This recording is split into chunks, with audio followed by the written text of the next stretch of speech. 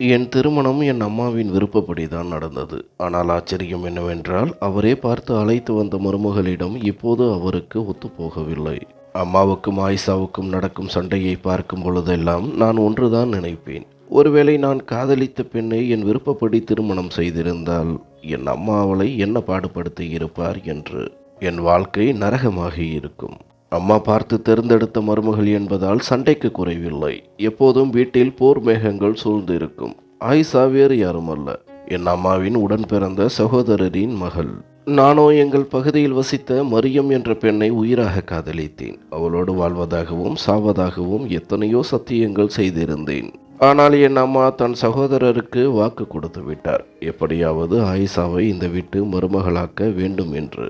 எனக்கு சகோதரர்கள் யாரும் இல்லை. இருந்திருந்தால் ஆயிஷாவை அவர்களுக்கு கட்டி வைத்துவிட்டு நான் தப்பி இருப்பேன். ஒரு கட்டத்தில் என் அம்மா ஒரு சத்தியத்தை செய்தார். அது என்னை மரியத்திடமிருந்து பிரித்து அம்மாவின் பேச்சை கேட்க கட்டாயப்படுத்தியது. நீ மரியத்தை திருமணம் செய்தால் என் முகத்தில் விழிக்கக்கூடாது. நான் தற்கொலை செய்து கொள்வேன். உன் தங்கையையும் விஷம் கொடுத்து கொன்று விடுவேன். அதன் பிறகு நீ உன் விருப்பப்படி கல்யாணம் செய்து சந்தோஷமாக இரு என்று மிரட்டினார். மேலும் அவர் சொன்னார், மரியம் உனக்கு தகுதியானவள் இல்லை. நமக்கும் அவர்களுக்கும் ஏணி வைத்தால் கூட எட்டாது. அவள் அம்மா மற்றவர் வீடுகளில் வேலை செய்பவள். ஏன், நம் வீட்டிலேயே வேலை செய்திருக்கிறாள். வேலைக்காரியின் மகளை என் வீட்டு மருமகளாக்க ஒருபோதும் முடியாது. ஆனால் ஆயிஷா அப்படி அல்ல. உனக்கு சரியான ஜோடி. அவளை பார்க்கும் பொழுதெல்லாம் என் மகனுக்காகவே கடவுள் அவளை படைத்திருப்பதாக எனக்கு தோன்றும். அம்மா மரியத்தை அபாண்டமாக பழி சுமத்தினார். மரியம் உன்னை ஏமாற்றுகிறாள். உன்னுடைய சொத்துக்காகத்தான் அவள் உன்னை துரத்துகிறாள். நீ பணக்காரன் என்பதால் குறுக்கு வழியில் பணக்காரியாக நினைக்கிறாள். மரியத்தை பற்றிய கனவுகளை இப்போதே விட்டுவிடு என்று கத்தினார். அம்மாவின் பேச்சை கேட்டு நான் அதிர்ந்து போனேன். என் அம்மா மற்றவர்களை இவ்வளவு மட்டமாக பேசுவார் என்று நான் நினைக்கவில்லை. மரியம் ஏழை என்பதால் அவளை அவர் வெறுத்தார். என் அத்தை மகளான ஆயிஷாவும் ஒன்றும் பெரிய பணக்காரர்கள் இல்லை. எங்களை விட கொஞ்சம் வசதி குறைவானவர்கள்தான். ஆனால் எனக்கு மரியத்தை பிடித்தது. அவளது பணத்திற்காக அல்ல, அவளது நற்குணத்திற்காக. சொல்லப்போனால் மரியம் முதலில் காதலை சொல்லவில்லை. நான் தான் அவளை பின்தொடர்ந்து காதலை சொன்னேன். வேலைக்கு செல்லும் மொழியில் அவளை பார்க்கும் பொழுதெல்லாம் அவள் என்னை கண்டு பயந்து ஒதுங்குவாள்.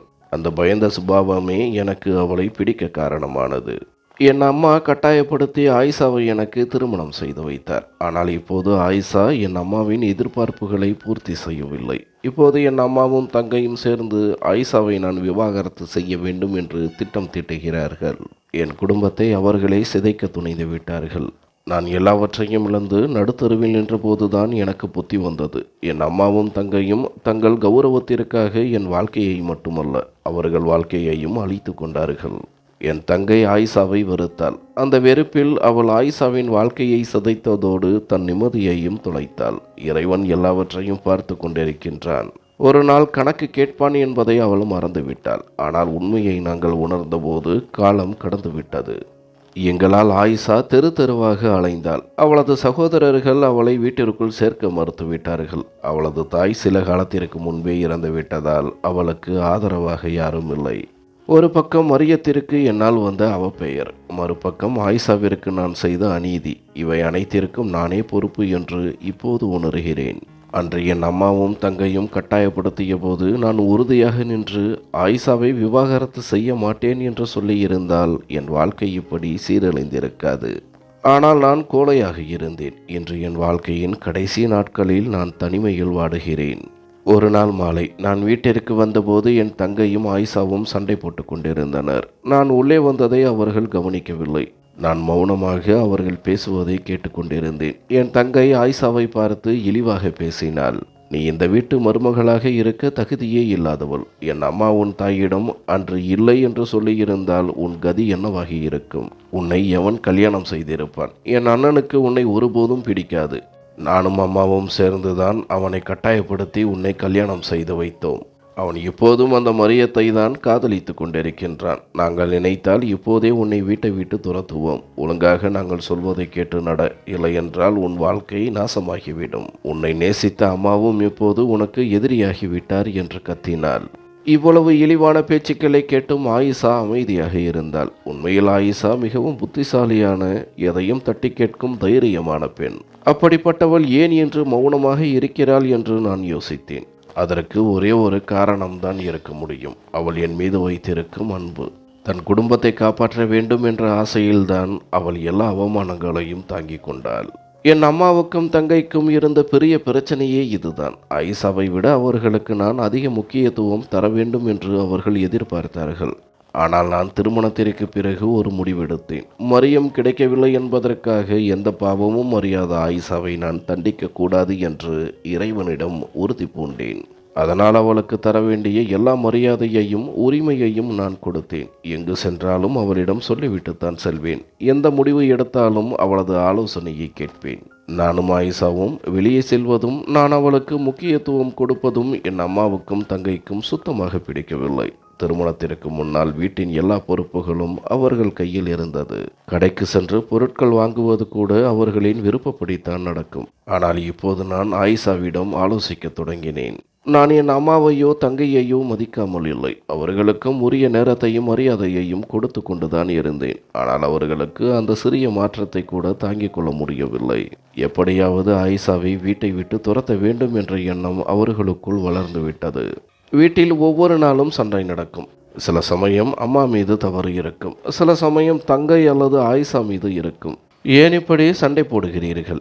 வேலை செய்ய ஆட்கள் இருக்கும்போது ஏன் ஆயிஷாவை வேலை செய்ய சொல்லி வற்புறுத்துகிறீர்கள் என்று நான் ஆயிஷாவுக்கு ஆதரவாக பேசியதுதான் தாமதம். என் அம்மா பொங்கி எழுந்து விட்டார். உனக்கு வெட்கமாக இல்லையா? பெத்த அம்மாவுக்கு முன்னால் பொண்டாட்டிக்கு வக்காலத்து வாங்குகிறாயா? உன் அம்மாவையும் தங்கையையும் ஓரம் தள்ளிவிட்டு அவளுக்கு முதலிடம் கொடுக்கிறாய். அவள் எங்கள் விருப்பப்படிதான் இந்த வீட்டிற்கு வந்தாள் என்பதை மறந்து விடாதே என்று அம்மா கத்தினார். நான் அம்மாவை சமாதானப்படுத்த முயன்றேன். அம்மா, நான் அப்படி சொல்லவில்லை. அவள் உங்கள் மருமகள் மட்டுமல்ல, உங்கள் சகோதரன் மகளும் கூட. திருமணமும் உங்கள் விருப்பப்படிதான் நடந்தது. அப்படி இருக்கும்போது அவளை ஏன் கஷ்டப்படுத்துகிறீர்கள் என்றேன். உடனே அம்மா ஒரு புதிய குண்டை தூக்கி போட்டார். ஆயிஷாவை திருமணம் செய்ததுதான் நான் செய்த மிகப்பெரிய தவறு என்று இப்போது உணர்கிறேன். அவளை மகளாக நினைத்து அழைத்து வந்தேன். ஆனால் அவள் என்னை தன் எதிரியாக நினைக்கிறாள். அவள் என்னை மதிக்கவே இல்லை. உன் தங்கைக்கும் அவளுக்கும் ஆகவில்லை. உன் தங்கைக்கு சீக்கிரம் எங்கேயாவது கல்யாணம் பண்ணி அனுப்பிவிட்டு இந்த வீட்டிலிருந்து அவளை விரட்ட வேண்டும் என்று ஆயிஷா மிரட்டுகிறாள். பகல் முழுக்க எங்களிடம் இப்படித்தான் நடந்து கொள்கிறாள். ஆனால் இரவு உன்னை பார்த்ததும் நல்லவள் போல் நடிக்கிறாள். நாங்கள் எவ்வளவு காலம்தான் இதை பொறுத்து கொள்வது என்று அடுக்கடுக்காக புகார்களை கூறினார். அம்மா சொன்னதை கேட்டு அதிர்ச்சியாக இருந்தது. ஆயிஷாவை எவ்வளவு அப்பாவி என்று நினைத்தேன். ஆனால் அவள் இவ்வளவு தந்திரமானவளா? முதலில் எனக்கு அம்மாவின் பேச்சை நம்ப முடியவில்லை. நான் ஆயிஷாவிடம் சென்று, ஆயிஷா, இதெல்லாம் உண்மையா? நீ உண்மையிலேயே இப்படி சொன்னாயா என்று கேட்டேன். ஆயிஷா எந்த பதிலையும் சொல்லவில்லை. அவள் மௌனமாக நின்றிருந்தாள். தான் செய்தது தப்பு என்றோ அல்லது தன் மீது சுமத்தப்பட்டது பொய் என்றோ அவள் மறுத்து பேசவே இல்லை. அவள் மனதில் என்ன ஓடியது என்று எனக்கு புரியவில்லை.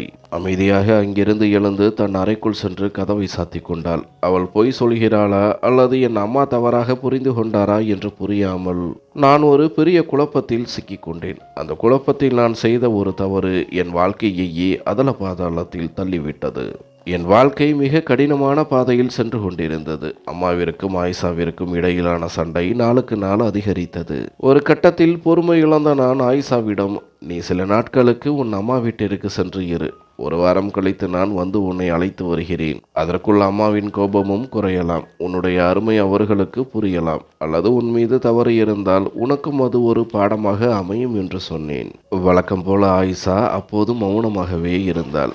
இன்று வரை அவள் என் அம்மாவுக்கோ அல்லது தங்கைக்கோ எதிராக ஒரு வார்த்தை கூட என்னிடம் பேசியது இல்லை. ஆனால் என் அம்மாவும் தங்கையும், நீ ஆயிஷாவின் பேச்சை கேட்டு ஆடுகிறாய், அவள் உன்னை எங்களுக்கு எதிராக தூண்டி விடுகிறாள் என்று அடிக்கடி சொல்வார்கள். அவள் உங்களை பற்றி என்னிடம் எதுவுமே சொல்லவில்லையே என்று நான் உண்மையை சொன்னால் நீ அவளுடைய பாவங்களை மறைக்க பார்க்கிறாய் என்று என்னையே குற்றம் சாட்டுவார்கள்.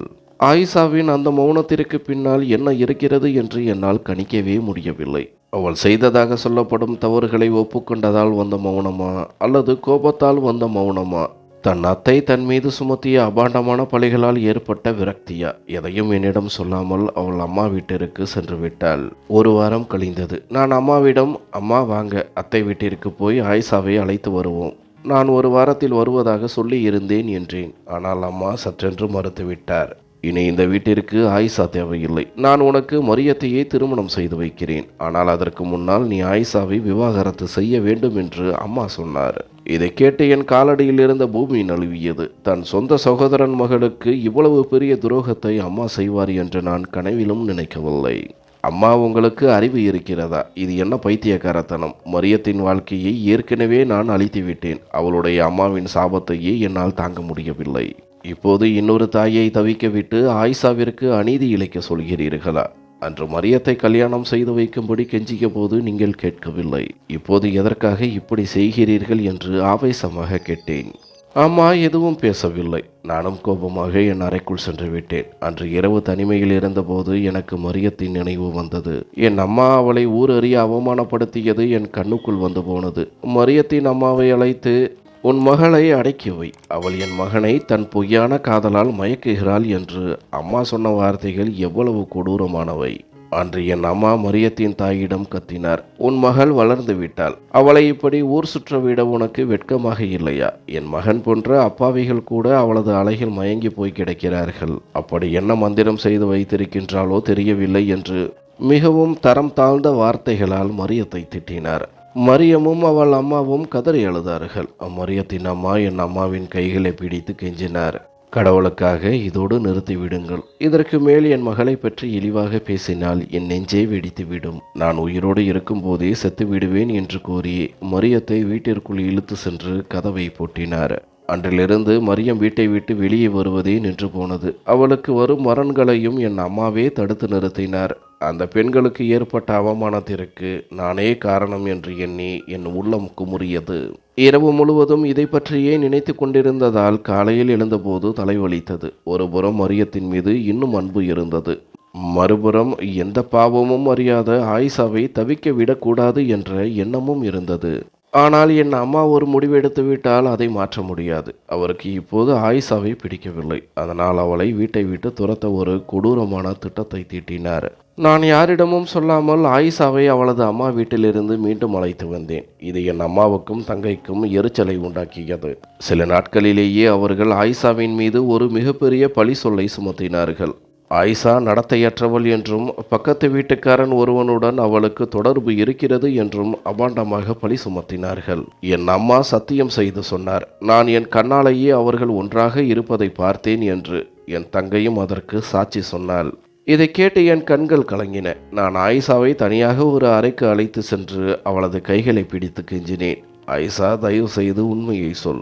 நான் என் அம்மாவையோ தங்கையையோ நம்பவில்லை, உன்னைத்தான் நம்புகிறேன். உன் மௌனத்தை கலைத்துவிடு, நான் உனக்கு துணையாக இருப்பேன் என்றேன். ஆனால் ஆயிஷா அப்போதும் ஒரு வார்த்தை கூட பேசவில்லை. அவளது கண்களிலிருந்து கண்ணீர் மலையென கொட்டியதை தவிர வாய் திறக்கவில்லை. வெளியே என் அம்மாவும் தங்கையும் கத்தி ஆர்ப்பாட்டம் செய்தார்கள். இந்த வீட்டில் இவள் இருந்தால் நான் நிம்மதியாக இருக்க மாட்டேன். இவள் என்னை பழி வாங்குகிறாள் என்று தங்கை அழுகிறாள். என் அம்மா உணர்ச்சி வசப்பட்டு என்னை கட்டாயப்படுத்தினார். இந்த வார்த்தைகள் இன்றும் என் காதுகளில் ஒலிக்கின்றன. சீக்கிரம் இந்த விவாகரத்து பத்திரத்தில் கையெழுத்து போடு. கையெழுத்து போட்டுவிட்டு இந்த பேப்பரை அவள் முகத்தில் ஏறி, இப்படிப்பட்ட ஒழுக்கமில்லாத மருமகள் எனக்கு தேவையில்லை. இவள் என் மகனுக்கு தகுதியானவளே இல்லை என்று என் அம்மா கத்தினார். வேறு வழியின்றி அந்த விவாகரத்து பத்திரத்தில் நான் கையெழுத்திட்டேன். என் அம்மாவும் தங்கையும் அந்த பத்திரத்தை எடுத்து ஆயிஷாவின் முகத்திலேயே எறிந்தார்கள். இப்போதே இங்கிருந்து வெளியேறு, உன் முகத்திலேயே நாங்கள் விழிக்கக்கூடாது என்று கூச்சலிட்டார்கள். ஆயிஷா கதறி அழுதாள். அந்த அழுகுரல் என்றும் என் காதுகளில் ஒலிக்கிறது. தரையில் விழுந்த அந்த பத்திரங்களை அவள் கையில் எடுத்தபோது என்னை திரும்பி பார்த்தாள். அவளது கண்களில் தெரிந்த அந்த பயம், ஏமாற்றம் மற்றும் சொல்ல முடியாத கேள்விகள் என்னை நிலைகுலைய வைத்தன. ஆனால் என் அம்மா என் தலைமாட்டில் நின்றிருந்ததால் என்னால் ஒரு வார்த்தை கூட பேச முடியவில்லை. நான் அவளை விவாகரத்து செய்து விட்டேன். வீட்டை விட்டு வெளியேறும்போது ஆயிஷா சொன்ன அந்த வார்த்தைகள் என் வாழ்க்கையையே புரட்டி போட்டன. அதில் உன் அம்மா உன் வாழ்க்கையை அழித்து விட்டார்கள். பார், உன் தங்கை ஒருபோதும் நிம்மதியாக வாழ மாட்டாள். உன் அம்மாவும் தன் வாழ்நாளில் நிம்மதி என்றால் என்னவென்றே தெரியாமல் தவிப்பார். அவர்களை பார்த்து நீ வாழ்நாள் முழுவதும் துக்கப்படுவாய். இதைவிட உனக்கு என்னால் வேறு எந்த சாபமும் கொடுக்க முடியாது என்று கூறிவிட்டு அழுது கொண்டே சென்றாள். ஆயிஷாவின் தாய் ஏற்கனவே இறந்துவிட்டதால் அவளது சகோதரர்கள் அவளை சேர்த்து கொள்ள மறுத்துவிட்டார்கள். அவள் அனாதையாக தெருவில் அலைந்து இறுதியில் ஒரு தொண்டு நிறுவனத்தில் அடைக்கலம் புகுந்தாள். அதன் பிறகு அவள் எங்கே போனாள் என்பது எனக்கு தெரியவில்லை. ஆனால் சில காலத்திலேயே என் வாழ்வில் ஒரு பெரிய இடி விழுந்தது. அது ஆயிஷாவின் சாபம்தான் என்று எனக்கு அப்போதே உறுதியானது. ஒரு நாள் இரவு முழுவதும் ஆயிஷாவை நினைத்து நான் தூங்கவில்லை. நான் அவளுக்கு செய்த அநீதி என் நெஞ்சை அடைத்தது. அதிகாலம் நேரம் வரை நான் அழுது கொண்டே இருந்தேன். திடீரென வீட்டில் உள்ளே இருந்து ஒரு பயங்கரமான அலறல் சத்தம் கேட்டது. அந்த சத்தம் என் ஆன்மாவையே உலுக்கியது. நான் அவசரமாக என் அம்மாவின் அறைக்கு ஓடினேன். ஆனால் அந்த அலறல் சத்தம் என் அம்மாவுடையது அல்ல, என் தங்கையுடையது. அங்கே நான் கண்ட காட்சி என் இரத்தத்தையே உறைய செய்தது.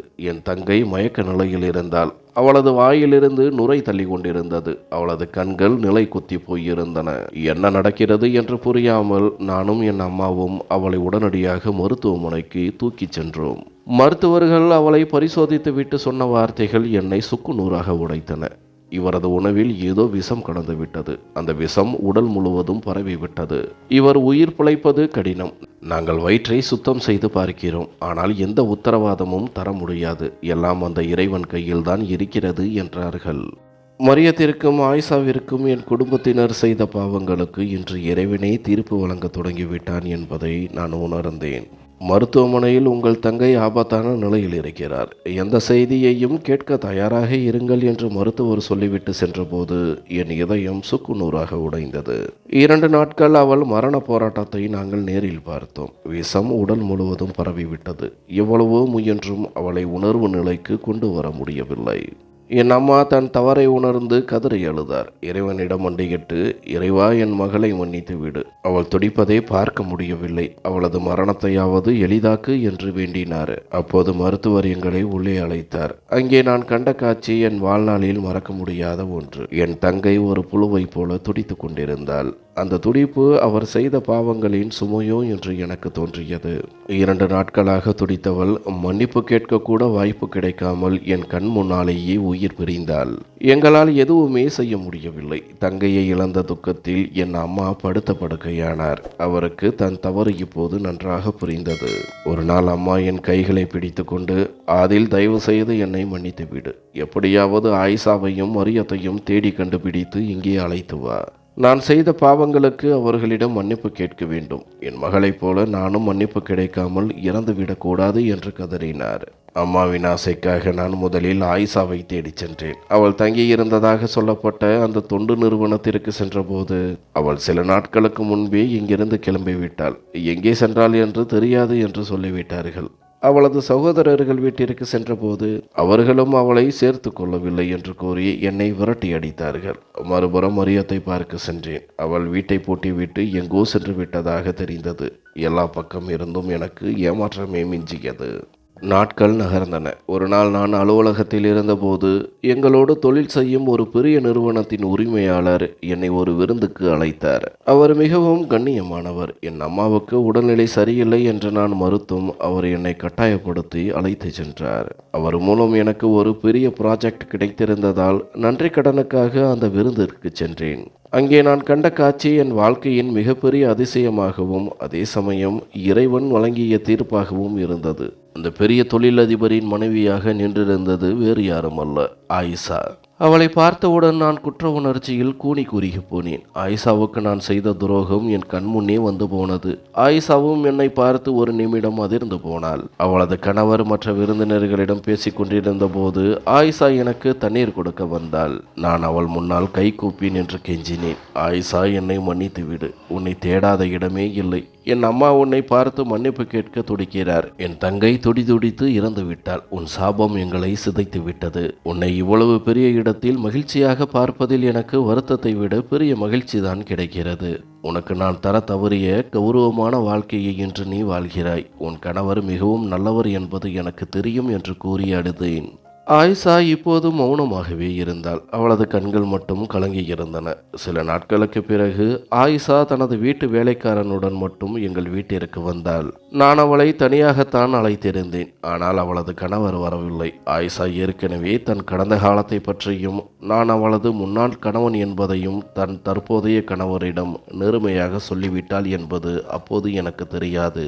என் அம்மா ஆயிஷாவை பார்த்தவுடன் அவளது காலில் விழுந்து கதறி அழுதார். உனக்கு நான் பெரிய துரோகம் செய்துவிட்டேன், என்னை மன்னித்து விடு, என் மீது இரக்கம் காட்டு என்று வேண்டினார். ஆயிஷா அவர்களை முழு மனதுடன் மன்னிப்பதாக சொன்னாள். அப்போது நான் அவளிடம் கெஞ்சினேன், ஆயிஷா, தயவு செய்து உன் மௌனத்தை உடைத்து உண்மையை சொல்லு. அன்று நீ ஏன் பேசவில்லை? அப்போதுதான் அந்த அதிர்ச்சியான உண்மையை ஆயிஷா சொன்னாள். அதில் உண்மையில் உன் தங்கைதான் ஒழுக்கமில்லாதவள். அவள் யாருடன் என்னை சேர்த்து வைத்து பழி சுமத்தினாலோ அதே இளைஞனுடன் தான் அவள் பழகி வந்தாள். உன் அம்மாவுக்கும் இது தெரியும். ஆனால் உன் பார்வையில் அவர்கள் கௌரவத்தை காப்பாற்றிக் கொள்ளவும் என் பிடியிலிருந்து உன்னை விடுவிக்கவும் என் மீது பழி போட்டார்கள். நான் ஏன் மௌனமாக இருந்தேன் தெரியுமா? உன் அம்மா மற்றும் தங்கை மீதான உன் அன்பு குறைந்துவிடக்கூடாது என்பதற்காகத்தான். எனக்காக உன் குடும்ப பாசம் சிதைவதை நான் விரும்பவில்லை. அதற்காக நானே என்னை அழைத்து கொண்டேன். அதற்கான பலனை இறைவன் எனக்கு அற்புதமாக தந்துவிட்டார்.